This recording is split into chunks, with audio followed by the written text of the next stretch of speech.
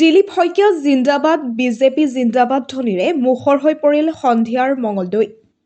দৰং ওদালগুৰি সাংসদ দিলীপ শইকীয়া আজি আনুষ্ঠানিকভাৱে ৰাজ্যিক বিজেপিৰ সভাপতি হিচাপে নাম ঘোষণাৰ পিছতেই আনন্দত আত্মহাৰা হৈ পৰে দৰং জিলা বিজেপি।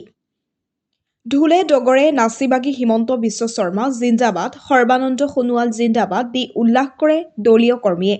AIN লাইভৰ আগত জিলা বিজেপিৰ নৱনিৰ্বাচিত সভাপতি মুকুন্দ ডেকাই আনন্দৰে কি ক'লে শুনক। AIN লাইভৰ মঙলদৈৰ প্ৰতিবেদক মীৰ চাহিল ইফৰানৰ প্ৰতিবেদন।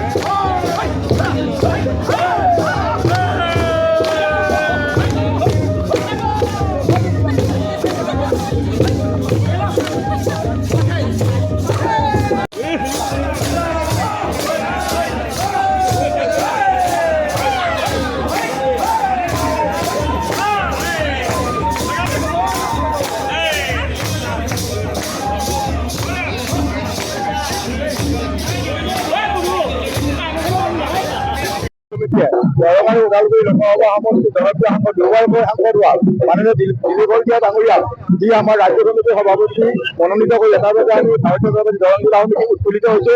আজি আমি এটা কথা প্ৰকাশ কৰিছো যে বিগত দিনত মাননীয় দিলীপ শইকীয়া মহোদয়ে ৰাজ্যৰ জনসাধাৰণৰ বাবে যি কাম কৰিছিল সেই কামৰ আজি মৰম পাইছে, ৰাইজৰ মৰম পাইছে আৰু যোগ্য ব্যক্তিক দীৰ্ঘ স্থান দিছে। আগন্তুক দিনত আহি থকা দিনটোত ভাৰতীয় জনতা পাৰ্টীৰ আমি প্ৰতিজন কাৰ্যকৰ্তাই তেখেতক অনুসৰণ কৰি আমি সকলো দিশত আগুৱাই যাম আৰু দল আৰু অধিক শক্তিশালী হ'ব। আগতকৈ ভাৰতীয় জনতা পাৰ্টীৰ অসম প্ৰদেশৰ সাংগঠনিক আৰু অধিক শক্তিশালী হ'ব। যদি অসম প্ৰদেশৰ দল অধিক শক্তিশালী হয় তেনে ৰাষ্ট্ৰীয় পৰ্যায়ৰ দল অধিক শক্তিশালী হ'ব। আগন্তুক দিনত আমি আজি বহু বছৰ আমি এটা আশা মনত কৰিছো যে ভাৰতীয় জনতা পাৰ্টীক অসম আৰু ভাৰতৰ বুকুৰ পৰা কোনো কাৰণতে নিয়াস কৰিব নোৱাৰে। বিশ্বৰ সৰ্ববৃহৎ দল হিচাপে স্বীকৃতি পাইছে আৰু দলটি অধিক শক্তিশালী কৰিব বুলি মাননীয় দিলীপ শইকীয়া মহোদয়ৰ নেতৃত্বত হ'ব বুলি আমি প্ৰবল আশাবাদী।